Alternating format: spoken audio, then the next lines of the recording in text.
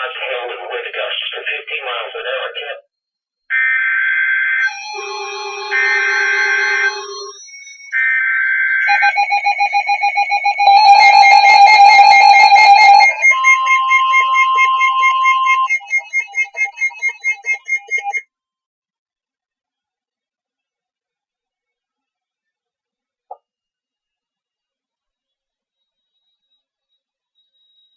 The National Weather Service in Fort Worth has issued a severe thunderstorm warning for southwestern Cook County, north central Texas, northwestern Benton County, north central Texas, eastern Wise County, north central Texas, until 2:45 p.m.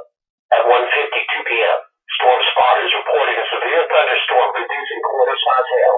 Doppler radar indicated this storm was also capable of producing damaging winds in excess of 60 miles per hour. This storm was located near Decatur, moving east at 25 miles per hour.